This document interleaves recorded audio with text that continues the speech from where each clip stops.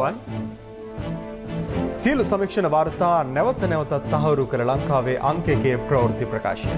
පැත්තකියත් ඇත්ත කියන හිරු රාත්‍රී 9:55 ප්‍රධාන ප්‍රවෘත්ති ප්‍රකාශය සමගින් මම ධනුෂ්ක සෙනවිරත්න.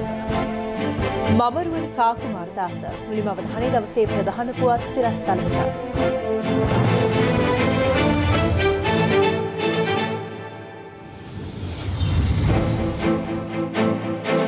රංජන්ගේ මන්ත්‍රී දුරේ අහෝසි. අජිත් මන්නප්පෙරුමට අසුන හිමිවන ලකුණු. ප්‍රමිති ආයතනයේ අධ්‍යක්ෂ ජෙනරාල්වරියට එරෙහිව තවත් පරීක්ෂණයක්. ශ්‍රී ලංකා ක්‍රිකට් හිටපු පාලකින් දූෂිත නම් වහා නීතිය ක්‍රියාත්මක කරන්න කෝප් කමිටුවෙන් නියෝග. තහනම් කිරුණු පාම් ඔයිල් බේකරි හා බිස්කට් නිෂ්පාදන සඳහා පමණක් ආනයනයට විශේෂ බලපත්‍ර ක්‍රමයක්. සිලෝන් තවහිද් ජමාත් ඇතුළු අන්තවාදී ඉස්ලාම් සංවිධාන 11ක් තහනම් කිරීමට නීතිපතිගේ අනුමැතිය. අමෘත කේක් එකට යාරා කියලා හැදෙවෝ වගේ. සිරගත කර සිටින රංජන් රාමනායකගේ මන්ත්‍රී ධුරය පුරප්පාඩු වී ඇති බව කතානායකවරයා අද පාර්ලිමේන්තුව හමුවේ දැනුම් දුන්නා. ඔහු සඳහන් කළේ පාර්ලිමේන්තු මහලේකම් ධම්මික දසනායක මහතා ඒ බව මැතිවරණ කොමිෂන් සභාවේ සභාපතිවරයාට ලිඛිතව දැනුම් දී ඇති බවයි. මේ සම්බන්ධයෙන් ඇති වූ විවාදයක් හේතුවෙන් පාර්ලිමේන්තුවේ උණුසුම් තත්ත්වයක් ඇති වුණා. දවසේ පුවත. I wish to inform the Parliament that after consideration of the legal opinion and the provisions of the Constitution, the Secretary General of Parliament, in terms of Section 64(1) of Parliamentary Elections Act, number 1 of 1981, has informed the Chairman of the Election Commission of a vacancy which occurred in the membership of 9th Parliament due to the fact that Honourable A.A. Ranjan Leo Sylvester Ramanayaka, Member of Parliament for the Electoral District of Gampaha, ceased to be a Member of Parliament in terms of Article 66D of the Constitution. Ranjan Ramanayake මැතිතුමා මේ පාර්ලිමේන්තුවට මාස 3ක කාලයක් නොපැමිණියයි කියන කාරණාව මත තමයි ඔබතුමා ඒ තීන්දුව දීලා තියෙන්නේ. ඔබතුමාට මට පැහැදිලිව කියන්න තියෙනවා මේ සම්බන්ධයෙන් නඩු තීන්දුවක් දීලා තියෙනවා. නඩු තීන්දුවේ පිටපත මට ලැබිලා තියෙනවා. ඒ නඩු තීන්දුවේ පිටපතේ ගත්තු තීන්දුව තමයි මේ දන්වල තියෙන්නේ. නොපැමිණිය මතම නෙමෙයි. ඔබතුමා නඩු තීන්දුව හොඳට කියවන්න. මේ മന്ത്രിවරයාගේ മന്ത്രി දුරේ අහිමි වුණේ ශ්‍රේෂ්ඨාධිකරණයේ තීන්දුවෙන් බව මේ නඩු තීන්දුවේ තියෙනවා. ඔබතුමාට ලැබුණු නඩු තීන්දුව අභියාචනාධිකරණය. එතකොට එතුමාට අයිතියක් තියෙනවා අභියෝගයට ලක් කරන්න ශ්‍රේෂ්ඨාධිකරණය. ඒක එතුමා කළ යුතු දෙයක් ඉතින් කරගන්න කියලා. ශ්‍රීඩායමතුමා ගරු කතානායකතුමනි පැහැදිලිව විවස්ථානුකූලව රංජන් රාමනායක මන්ත්‍රීතුමාගේ මන්ත්‍රී ධුරය අහෝසි වෙලා තියෙනවා. නඩු තීන්දුවක් බදනම් කරගෙන රංජන් රාමනායක මහත්තයා එළියේ අධිකරණය විවේචනය කරනවා. මෙතුමාලා පාර්ලිමේන්තුව අධිකරණය විවේචනය කරනවා. පැහැදිලිව ආගන්න දන්නේ නැති ගොන් විපක්ෂය ආගන්න පාර්ලිමේන්තු මන්ත්‍රී 89ක ඉස්වීම පිළිබඳව ආණ්ඩු ක්‍රම ව්‍යවස්ථාවේ සඳහන් වෙනවා 66 වගන්තියේ 89 91 වගන්තිය අනුව ඔබතුමාටවත් බෑ ඒ මන්ත්‍රී ධූරය මේ අසුන් ගන්නවා කියලා කියන්න. හැබැයි මේ මොන්ටසෝරි යන විපක්ෂයට තේරෙන්නේ නැහැ ඔබතුමා කියන දේ. මේ ගෑනු ගැන බෑක් සයිඩ්, ගෑනු ගැන ෆ්‍රන්ට් සයිඩ්, ගෑනුන්ව ලිංගික සේවයට එන්න කියලා කතා කරපුවාට තමයි විපක්ෂ ਨਾයකතුමා පෙනී හිටින්නේ. වැදගත් මන්ත්‍රීවරයෙක්ට පෙනී හිටින්න. මේත් සමගින් විපක්ෂයේ මන්ත්‍රීවරුන් සභාගර්භයට පිවිස විරෝධය පළ කිරීමත් සමග උණුසුම් තත්ත්වයක් හටගත්තා. තවත් දෙන්නේ නැහැ මයික් එක ඔබතුමා.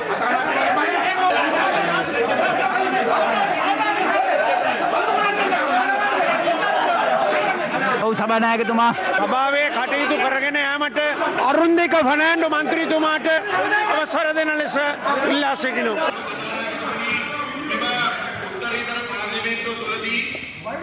මේ අපිට පොයින්ට් ඔවර්ට අපිට දෙන්නේ නැද්ද? උත්තරීතර පාර්ලිමේන්තුව තුලදී උත්තරීතර මයික් එක ගන්නලු මේ මයික් එක දීලා තියෙන්නේ. හරි. කරුණාකරලා ගිහිල්ලා ඔබතුමාගේ පැහැදිලි ගන්න. ඔබතුමා යන්න ආසනයට යන්න. ආසනයට ගිහිල්ලා එන්න. ඔබතුමා ආසනයට යන්න. ඔතන කෑ ගහලා වැඩක් නැහැ නේ. නලින් මන්ත්‍රීතුමා අපිට මයික් එක දෙන්න. අරුන්දික වනාට ඇමතුමාගේ ප්‍රකාශය කරන්න. අරු කතානායකතුමනි මෙම උත්තරීතර පාර්ලිමේන්තුව තුලදී පොඩ ඉන්න මේ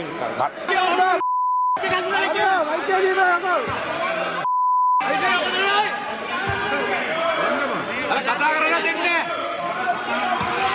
ඈනි කතා කරන්න බෑනි. හරි මන්ත්‍රීතුමා කියන්න.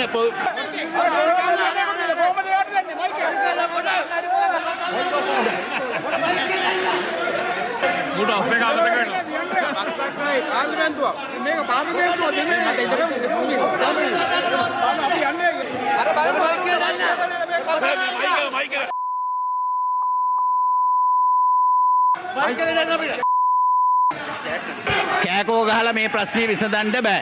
ඔබතුමාට මයික් එක දැන් දෙපාරක් දුන්නා. නාලිම් බණ්ඩාර මන්ත්‍රීතුමාට දෙන්න. කතා කරන්න. කතානායකතුමනි. මම කියන්නේ දැන් ඔබතුමා පිළි අරගෙන ඔබතුමාලා මැතිවරණ කොමසාරිස්ටේ ආපු නියෝගය ආපහු අකුල ගන්න. ඒක කරන්න පුළුවන් කමක් නැහැ. අධිකරණයට අපහාස කිරීමේ චෝදනාවට වසර 4ක සිරදනුවම් නියම වී සිටින රංජන් රාමනායකගේ පාර්ලිමේන්තු මන්ත්‍රී දුරේ අහෝසි කිරීම වැළැක්වීමේ රිට් ආඥාවක් නිකුත් කරන ලෙස පසුගියදා පෙත්සමක්ද අභ්‍යාචනාධිකරණයට යොමු කර තිබුණා. නමුත් එම රිට් පෙත්සම අභ්‍යාචනාධිකරණය විසින් ප්‍රතික්ෂේප කෙරුණා. මේ අනුව රංජන් රාමනායකගෙන් පුරප්පාඩු වන මන්ත්‍රී දුරේ සඳහා සමගි ජනබලවේගයේ පක්ෂයේ යටතේ පසුගිය මහ මැතිවරණයට ගම්පහ දිස්ත්‍රික්කයෙන් තරඟ කොට මනාප ලැයිස්තුවේ 5 වන ස්ථානයේ පසුවන අපේක්ෂකයා නම් කෙරෙනු ඇති. පසුගිය මහ මැතිවරණයේදී ගම්පහ දිස්ත්‍රික්කෙන් මනාප ඡන්ද 47212ක් ලබා ගනිමින් එම දිස්ත්‍රික්කයේ 5 වන ස්ථානයේ ලබා තිබුණේ අජිත් මාන්නපෙරුම මහතායි. 10 ඒ කියන්නේ ලයිෆ් බෝයි අවස්ථා 10කදී ලෙඩ රෝග 10කට හේතු වන වෛරස් ඇතුළු විෂ බීජවලට එරෙහිව සටන් කරනවා කියලා. හිරු ප්‍රවෘත්ති සමග සම්මුඛ සාකච්ඡාවකට එක්වෙමින් ආන්දෝලනාත්මක ප්‍රකාශයක් සිදු කළ ශ්‍රී ලංකා ප්‍රමිති ආයතනයේ අධ්‍යක්ෂ ජෙනරාල් ආචාර්ය සිද්ධිකා සේනාරත්න මහත්මිය සම්බන්ධයෙන් තාක්ෂණ අමාත්‍යාංශයෙන්ද විමර්ශනයක් ආරම්භ කර තිබෙනවා.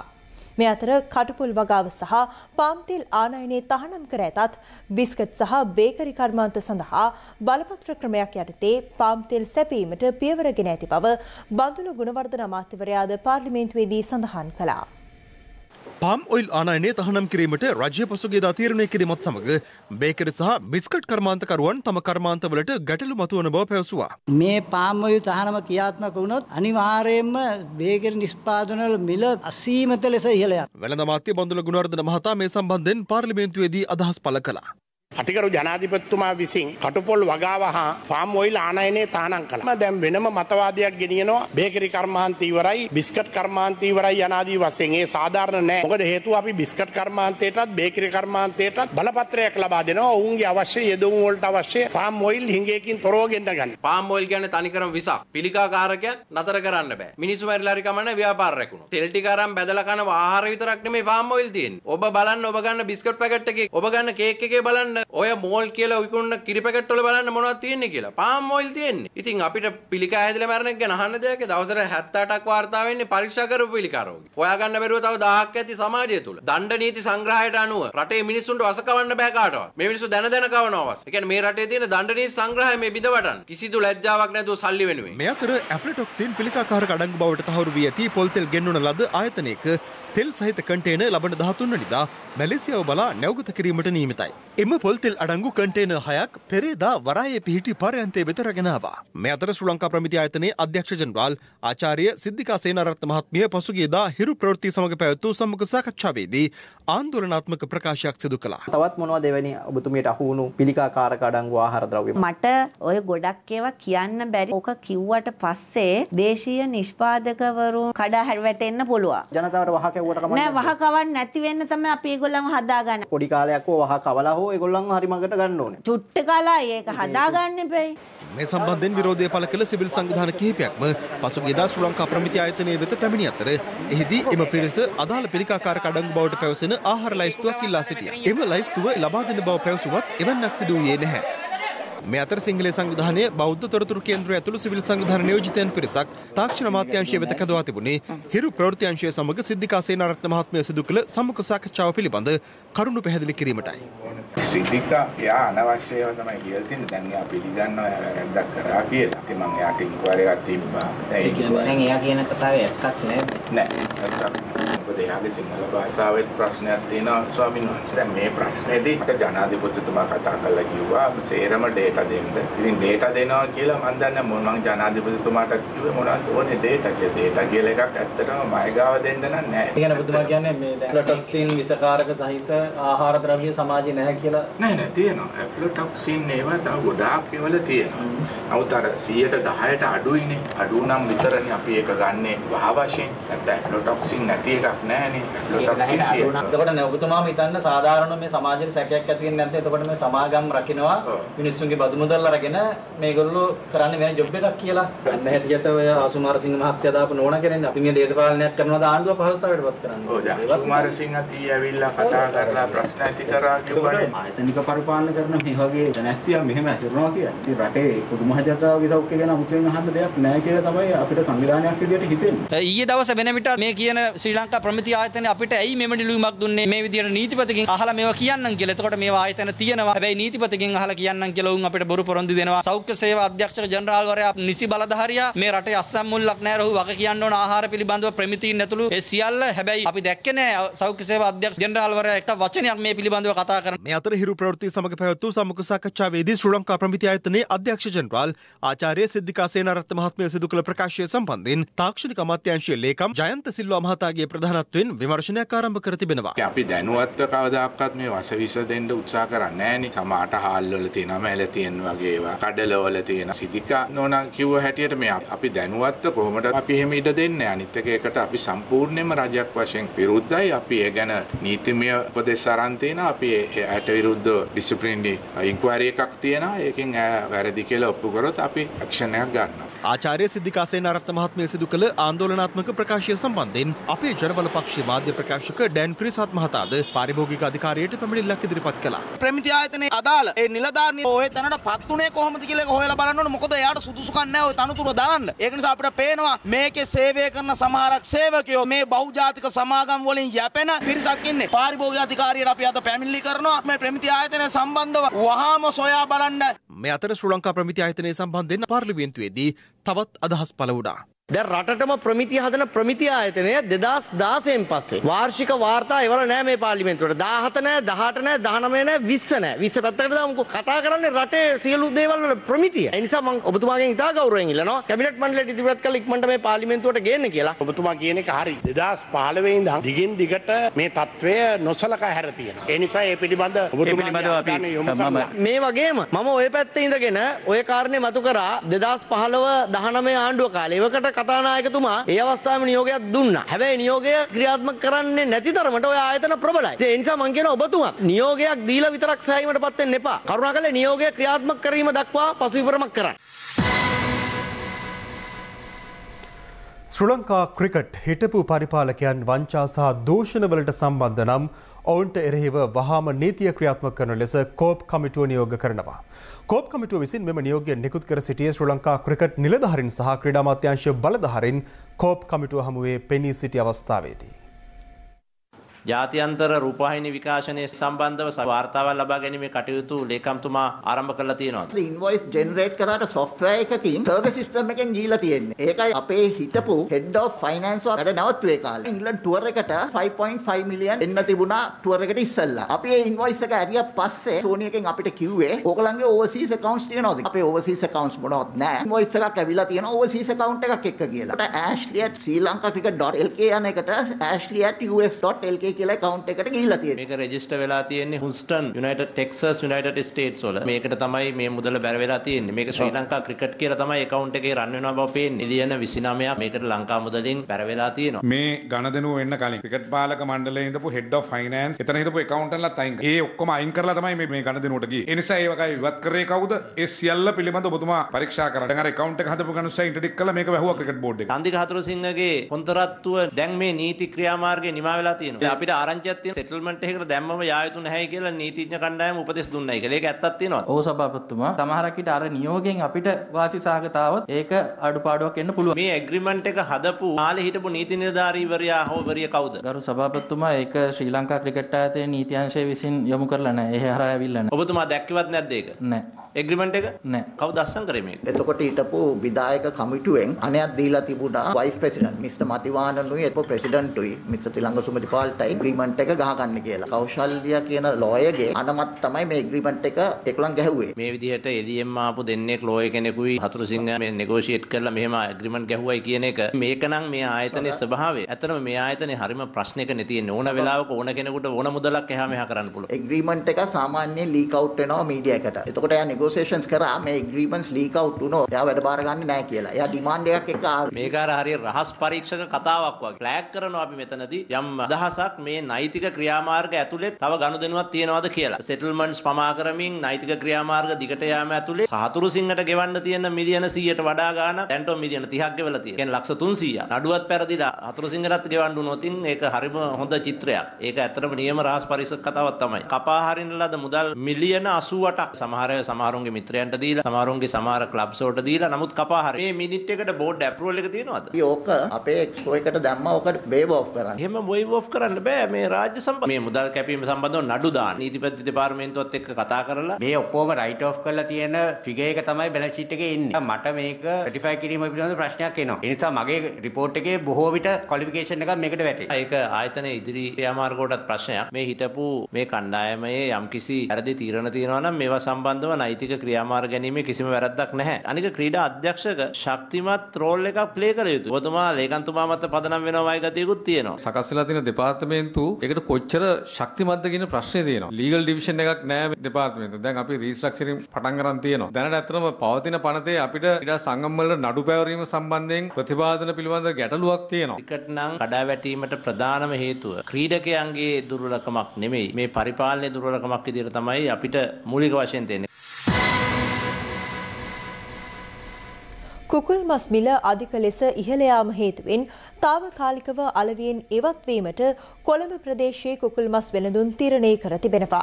කෙසේ වෙතත් කුකුල් මස් නිෂ්පාදකින් පවසන්නේ කුකුළු ආහාර මිල ඉහළ යාම හේතුවෙන් මෙලෙස කුකුල් මස් මිල ඉහළ යාමට හේතුව බවයි.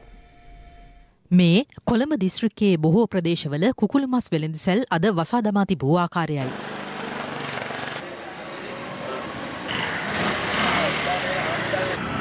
බැස්ටියන් මාවතේ කුකුළු මස් අලෙවිසැල් සියල්ලද වසා දමා තිබුණා. වෙළඳුන් පැවසුවේ කුකුළු මස් නිෂ්පාදකයින් විසින් අධික මිලට කුකුළු මස් ලබා දීම හේතුවෙන් අලෙවිසැල් මෙලෙස වසා දැමීමට සිදුව ඇති බවයි.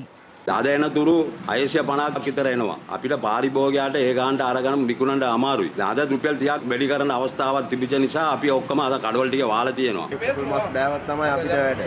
අපි දවස් ටිකක් ගෙට නැතුව අදත් නිවාඩු දීලා තියෙනවා. කුකුළු මස් අලෙවි කිරීමේදී උපරිම සිල්ලර මිල සඳහන් කරමින් රජය මගින් අති විශේෂ ගැසට් පත්‍රයක් නිකුත් කළේ පසුගිය වසරේ මාර්තු 12 වෙනිදායි. එහි සඳහන් වූයේ සම සහිත කුකුළු මස් කිලෝග්‍රෑම් එකක් රුපියල් 430කටද සම රහිත කුකුළු මස් කිලෝග්‍රෑම් එකක් රුපියල් 500කටද අලෙවි කළ යුතු බවයි. කෙසේ වෙතත් මෙම මිල ගණන් යටතේ අලෙවි කිරීමට කුකුළු මස් නොලැබෙන බවට ව්‍යාපාරිකයින් චෝදනා කරනවා. කුකුළු මස් නිෂ්පාදකයින් පවසන්නේ කරුණු කිහිපයක් මස් මිල ඉහළ යාමට හේතු වී ඇති බවයි. රුපියල් 80 තිබ්බ පැටිය රුපියල් 200 දක්වත් රුපියල් 5000 ගානට තිබ්බ කෑම කොට්ට 6900 දක්වත් ඉහළ ගිහිල්ලා තියෙනවා. සත්තු 1000ක් හදන්න කෑම කොට්ට 70ක් අපි දෙන්න ඕනේ. රස්නෙත් එක්ක සත්තු මැරෙනවා ලොකු වෙනකොට. ඒකට අපිට ලොකු විදුලි බිලක් යනවා ෆෑන් දාලා ඒ වගේ දේවල් කරන්න. මිනිස්සු හිතාගෙන ඉන්න මිල ඉහළ යනවා විතරයි කියලා. නමුත් අපි මේකට ලොකු වියදමක් දරලා තියෙනවා. කුකුළු මස් නිෂ්පාදන වියදම වැඩි වෙන්න විදිහක් නැහැ. බඩේන මිල ඉහළ යනවා කිව්වහම දැන් තිරෙව් වෙන්නත් අපි කටයුතු කරලා තියෙනවා. දවස් සමයේදී කෘත්‍රිම විදිහට මේ මිල ඉහළ යන අවස්ථාවල් දකිනවා. ඒ නිසාම තමයි මේ ගැටලුවට කලින් අපි විසඳුමක් දුන්නේ. වෙළඳපොළට ගිහිල්ලා බලාපුවාම අද වෙළඳපොලේ පාලන මිලට කුකුල් මස් ගන්න තියෙන ඕන තරම්. කුකුල් මස් 430ට ගන්න පුළුවන්. ඊට දැන් ඔයගොල්ලෝ විකුණන්නේ 680 විකුණන්නේ. කලින් 550ට දීතේ 650ට. කුකුල් මස් නම් 600 ඉඳන් 680 වගේ වෙනකන් තියෙනවා. අද 680ට දෙන්නේ ඊට වඩා පොඩ්ඩක් වැඩියද? කඩවල වාල්නේ නිසා මේ කුකුල් මස් ගන්න විදියක් නැහැ. මොන කුකුල් මස්ද මහත්තයා කුකුල් තටුවක්වත් දකින්නේ නැහැ. කොහෙ තියෙන්නේ? කුකුල් මස් කිලෝ එකක් කීයක් වෙනවද?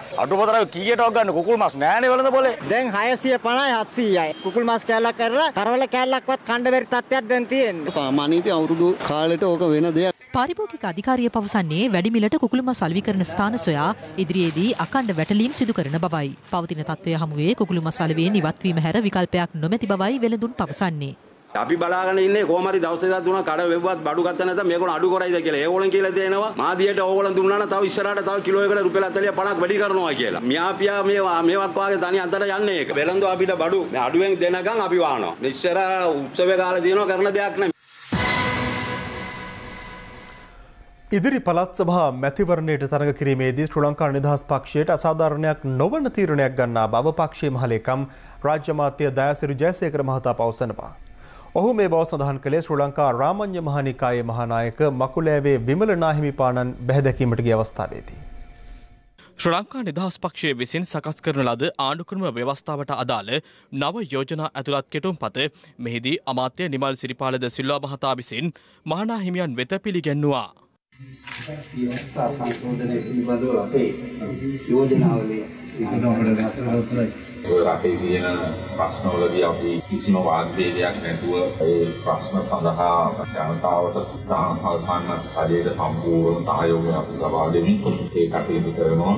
ආණ්ඩු ක්‍රම ව්‍යවස්ථාවේ සංශෝධනයම කරන්න ඕනේ. ඒක ඉක්මනින් ඒක තමයි. ශ්‍රී ලංකා නිදහස් පක්ෂයේ හැටියට මේ ගැන ජනාධිපතිතුමාට කියලා මේ ආණ්ඩු ක්‍රම ව්‍යවස්ථාව සකස් කිරීම තමයි. ඒ පිළිබඳව උපහාන්සලා ලොකු කාර්යභාරයක් තියෙනවා. අපිට දේශපාලඥයෝ මේවා කියවට දැන් මේ ඉස්සරහට ගණන් ගන්නෙත් නෑනේ. කියන්නේ මේ වෙලාවේ තමයි මේක කරගන්න තියෙන වෙලාව. එහෙම. අය කාලේ ඉතින් මේ දෙක අරගෙන අයිත් ඉතින් අයිත් වගේ ආණ්ඩුවක් ඇවිල්ලා ඉතින් අවුරුද්දක් දෙකක් අයිත් යන්න ඕනේ.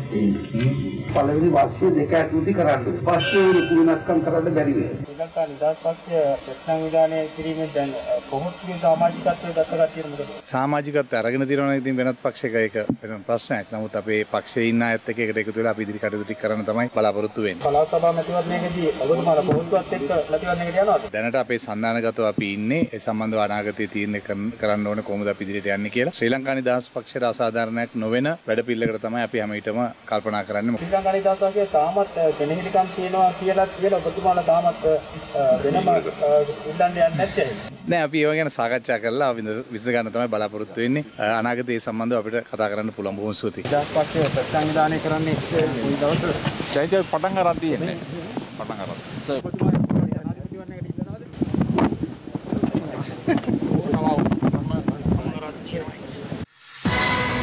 ලීව ආයුෂ් කහ සබන් සඳක් වගේ බබලන පිවිතුරු සමකට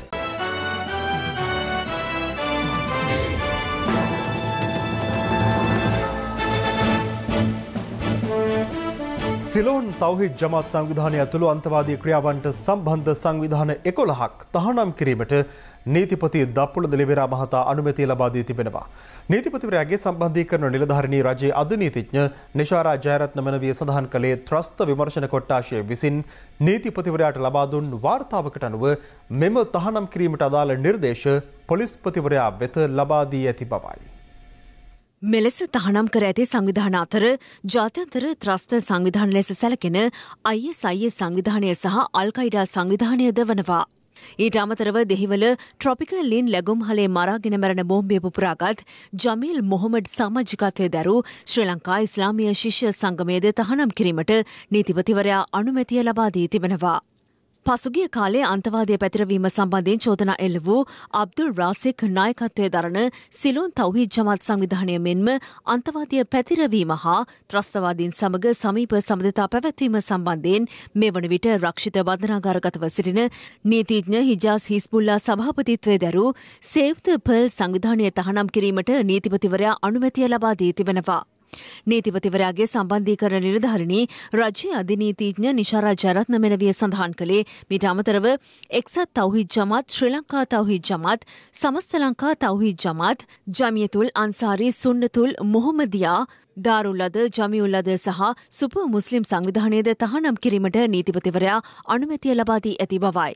මේ අතර පාස්කු ප්‍රහාරය සම්බන්ධයෙන් සිදු කරන විමර්ශන පිළිබඳ අදත් පාර්ලිමේන්තුවේදී සංවාදයට ගැනුණා. මේ සිද්ධිය වෙච්ච දවසේ ඉඳලා හැම එක්කෙනාම කිව්වේ ඇහුවේ කවුද මහමොලකර. කමිෂන් වාර්තාවෙන් එහෙම මහමොලකරුවෙක් ඉස්මතු වෙන්නේ නැහැ. හැබැයි ඊයේ මහමොලකරුවෙක් ඉදිරිපත් වෙලා. මේක කාගේ හරි නිර්මාණයක්ද? ඇත්ත වශයෙන්ම අද රටේ බතයක් තියෙනවා ගරු මන්ත්‍රීතුමනි. මේ සිද්ධියට අපේ බුද්ධියන්ස සම්බන්ධයි. ඉතාමත් පැහැදිලි. මොකද සිද්ධිය වෙලා පැය 24ක් යද්දි ඉස්සෙල්ලා මේ ඔක්කොම අතට ගත්තා. ඒ කියන්නේ බුද්ධියන්ස දැනගෙන හිටියා මේ වගේ අය ඉන්නවා කියලා. මම තරයේ හෙලා දකින්න තමුන්නාන්සේගේ කතාව. මේ සිද්ධියට ප්‍රධාන වශයෙන් දායක වෙන්න ඕන ඔතන 2015 බීවෙච්ච යහපාලන ආණ්ඩුව බුද්ධියන්ස අකර්මණ්‍ය කෙරුවා. බුද්ධියන්සේ කොදිනාරටිය කැඩුවා. මේ තැනත්ත තිර රචකයා වෙන්න පුළුවන්. ප්‍රධාන නළුවා සහරාන් වෙන්න පුළුවන්. සහායක නළුවන් තව 7-8 දෙනෙක් සියදිවි නසාගෙන මැරිලත් ඇති. තාරා කියන නිලිය අතුරුදහන් වෙලා. ඒ අතරතුරදී නිෂ්පාදකයෙක් නායකයා කවුද කියන එකයි ප්‍රශ්නේ. අධ්‍යක්ෂණය සහ නිෂ්පාදනය. ඊශ්‍රායලි බුද්ධ සේවාව මේ පිටුපස සිටියාදෝ කියන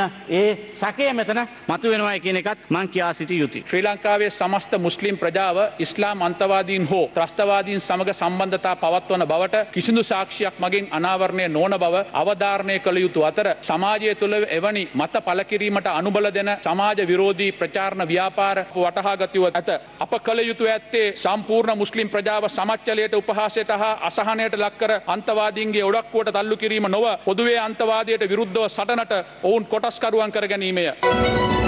අද බන්දුරුමුණාද නැමතුමාට ගන්න වෙලා තියෙනවා හාල් කිලෝ 3ක් කින් සතියක් ජීවත් වෙන්න කියන තැනට ආර්ථිකයේ නරක තැනක තියෙනවා කියන ප්‍රශ්නේ අහන්න. ඒක මං අහන්නේ ප්‍රශ්නේ. නෙළුම් කුළුණ මේ වගේ ව්‍යාපෘති එක්ක අපේ ආර්ථික අහේනියට උත්තර හොයාගන්න පුළුවන් ද තව දුරටත් ඔය වගේ ව්‍යාපෘති කිරීම තුලින්. හරි. කතානායකතුමනේ ප්‍රශ්නේ තේරුණේම නැහැ. මේ ගරු සභාව විහිළුවකට ගන්න එපා. සාමාන්‍ය ජනතාවට තමුන්නාන්සලාට කරන්න බැරි දෙයක් අපි කළා තියෙනවා. සාහන මිලට භාණ්ඩ මල්ලක් දීම උසුලා ගන්න බැරි වෙලා තියෙනවා. ඒක නිසා මට අපේ දෙමව්පියන්ට කොච්චර දොස් කිව්වත් අපි රටේ ජනතාව වෙනුවෙන් ඒක කරනවා. වැඩියෙන් සාහන මල්ල ගැන කතා කරන්න. ආර්ථිකය ගැන මේ ඇෆ්ගනිස්තානයටත් වඩා රට පල්ලෙහාට දාපු කාණ්ඩයක් ඉදගෙන මේ රටේ ආර්ථිකය ගැන කතා කරනවා. බන්දුල ගුණවර්ධන මහතුමා මේ පෙරේදා කියනවා හාල් කිලෝ 3ක් ඇති පවුලකට දින 14කට කියලා. ඒතකොට මේ එතුමාගේ සමීකරණය ගණනය කරන ක්‍රමය මම ඔබතුමාගෙන් අහනවා. හාල් කිලෝ 3ක් කියලා කියන්නේ ග්‍රෑම් නම් 3000. ඒක දින 14කට බෙදපුවාම සාමාන්‍යයෙන් ඉන්න පවුලකට ග්‍රෑම් 214යි වැටෙන්නේ. තුන් වේල බත් කන රටවල් මේවා. දවසකට එක් අයෙකුට සහල් ග්‍රෑම් 17ක් වගේ එකක් තමයි ලැබෙන්නේ. ඔබතුමාගේ කුස පිරනවද මේ සහල් ග්‍රෑම් 17කින් මේ රටේ ජනතාව ගේ කුරුල්ලෝද වටුවෝද කොබෙයියෝද පරෙයියෝද කාකේකුටත් මම හිතන්නේ ග්‍රෑම් 17ක් තියෙන්න ඕනේ. කොහේ හරි එකක තියෙන එකක් ගෙනහල්ලා මේ උත්තරීතර සභාවක කියන්නේ නැතුව මේක කොහෙද කිව්වේ කියලා වෙන්න ඔබතුමාගේ ප්‍රශ්නෙට එතුමා උත්තර දෙන්න. මන්ත්‍රීවරේ පාර්ලිමේන්තුවක් ඇතුලේ වගකීමෙන් හැසිරෙන්න ඕනේ. ඒකට 2005 නාස කිව්වේ නැද්ද? මඩ ගහන්න එපා. පුරුදු වෙන්න ප්‍රබුද්ධ මන්ත්‍රීවරයෙක් ලෙස පාර්ලිමේන්තුවක හැසිරෙන්න. සිංහල දෙමළ අලුත් අවුරුද්ද වෙනුවෙන් හිරු TV හිරු FM එක්ව ගෙනෙන සූර්ය සිංහලේ හිරුත් එක්ක තුන්හෙලේ අවුරුදු වැඩසටහනට සමගාමීව මෙවර සත්පත්තිනි සෙත් ශාන්ති කර්මයක්ද පැවැත්වීමට නියමිතයි. රටට ජාතියට සෙත්පතා සිදු කෙරෙන මෙම ශාන්ති කර්මය අවසානයේ දෙවි දේවතාවුන් උදෙසා පිදෙන දේවදානය වෙනුවෙන් මුළු රටෙන්ම අලුත් සහල් පූජා කිරීමේ ශාන්තියේ යාත්‍රාව අද 8 වැනි දිනටත් ක්‍රියාත්මක වුණා. සූර්ය සිංහලේ සත්පත්තිනි සෙත් ශාන්තිය. හිරු වාද්‍යජාලයේ සභාපති රේනෝ සිල්වා මහතාගේ සංකල්පයක් මත සූර්ය සිංහලේ හිරුත් එක්ක තුන්හෙලේ අවුරුදු වැඩසටහනට සමගාමීව පැවැත්වෙන සත්පත්තිනි සෙත් ශාන්ති කර්මය අවසානයේ පිදෙන දේවදානය උදෙසා මුළු රටෙන්ම අලුත් සහල් පූජා කිරීම මේ දිනවල සිදු කරනවා. දිවයිනේ දිස්ත්‍රික්ක 20ක් ආවරණය කරමින් මාර්ග 3ක් ඔස්සේ විහාරස්ථාන 90කදී අලුත් සහල් පූජා කිරීමේ කටයුතු දින 10ක් පුරා සිදු කිරීමට නියමිතයි. ඒ අනුව පසුගිය 31 වෙනිදා අනුරාධපුරයෙන් ගමන් ආරම්භ කළ නැවුම් සහල් පූජා කරන ශාන්තියේ යාත්‍රාව අද අලව්ව ශ්‍රී රාහුල පිරිවරින් ගමන් අරඹා නාරම්බල දම්පැලැස්ස විද්‍යාලංකාර මහ පිරිවරට සහ ගිරිඋල්ල සංඝරක්ෂිත පිරිවෙන් විහාරස්ථානයට පැමිණියා.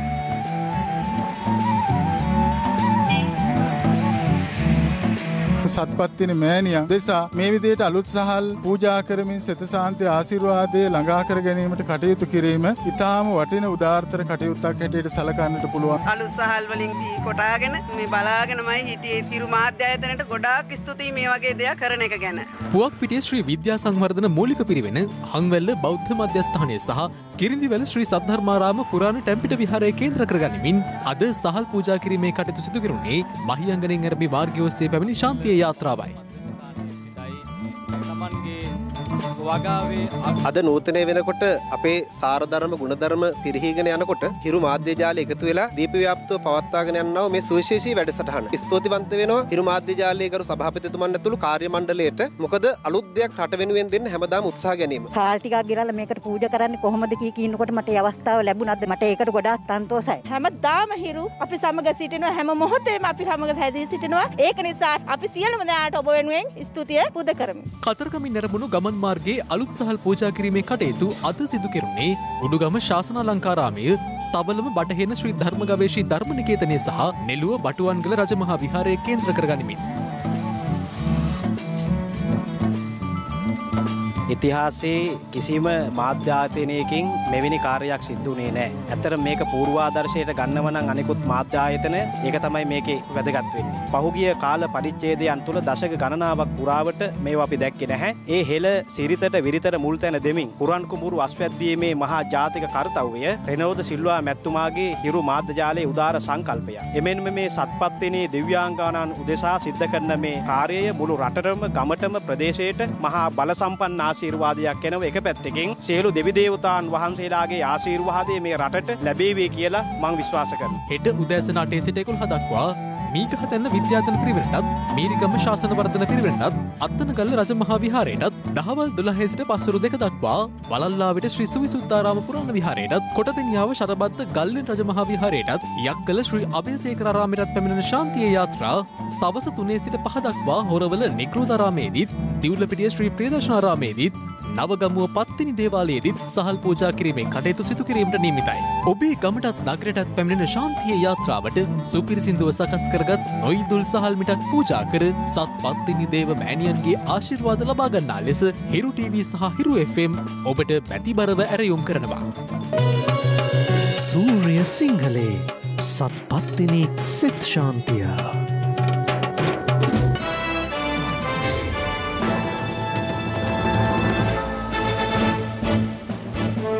දැන් තවත් දේශීය පුවත් කිහිපයක් සමගින් රටවටා හිරු. රටවටා හිරු. පාර්ලිමේන්තු මන්ත්‍රී SAD ජගත් කුමාර මහතාට පාදුක්ක සංවර්ධන කමිටුව රැස්වීමේදී සීතාවක ප්‍රාදේශීය සභා මන්ත්‍රීවරුන්ගෙන් අද විරෝධය එල්ල වුණා.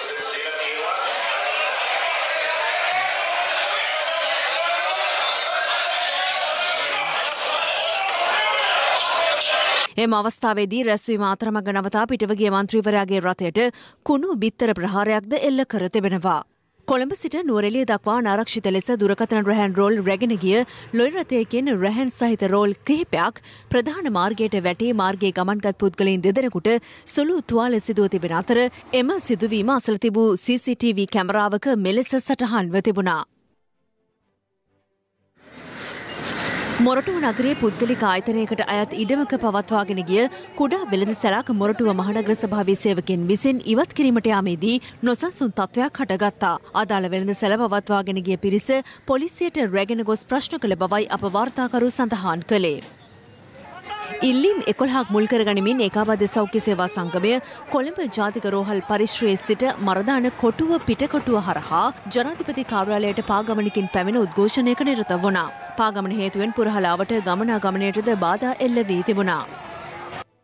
විද්‍යාපීඨ නිරෝධායන මධ්‍යස්ථාන සඳහා වෙන් කිරීම හේතුවෙන් සිසුන්ගේ උපකරණවලට හානි සිදුව ඇති හේයින් මෙම ක්‍රියාව කඩිනමින් නවතන ලෙස ලංකා ගුරු සේවා සංගමය රජයෙන් ඉල්ලා සිටිනවා. 19 විද්‍යාපීඨ 10ක් මේ වෙනකොට අරගෙන තිබෙනවා නිරෝධායන මධ්‍යස්ථාන ලෙස. මේ තත්වය තුල මේ විද්‍යාපීඨ දැන් විවෘත කරන්න නොහැකි වටපිටාවක් නිර්මාණය කරලා තිබෙනවා ආණ්ඩුව දැනුවත්ව හිතාමතා. විශේෂයෙන්ම මේ ගුරු සිසුන්ගේ උපකරණ, ඇඳුම් පැළඳුම් මේ දේවල් දාලා තිබුණු අල්මාරි කඩලා ඒ වගේ තිබුණු බඩු භාණ්ඩ වුන් අරගෙන තිබෙනවා. ඒ වගේම සමහර ඒවා වුන් පාවිච්චි කරලා තිබෙනවා. ඒ නිසා වහාම මේ විද්‍යාපීඨ විවෘත කළ යුතුයි.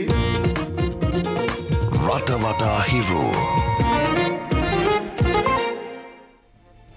හිරු රාත්‍රී 9:55 ප්‍රධාන ප්‍රවෘත්ති ප්‍රකාශයමින් නිමවට පත්වනවා. පැත්ත නොගත් ඇත්ත දැනගැනීමේ අයිතිය තවදුරටත් තහවුරු කරගන්න තිරේ දිස්වන පරිදි ඔබගේ ජංගම දුරකථන ජාලය අනුව හිරු SMS ප්‍රවෘත්ති සේවාව සක්‍රිය කරගන්න. අපේ ලතබොන්නේ හෙට මධ්‍යහන ප්‍රවෘත්ති ප්‍රකාශය සමග. සුබ රාත්‍රියක්.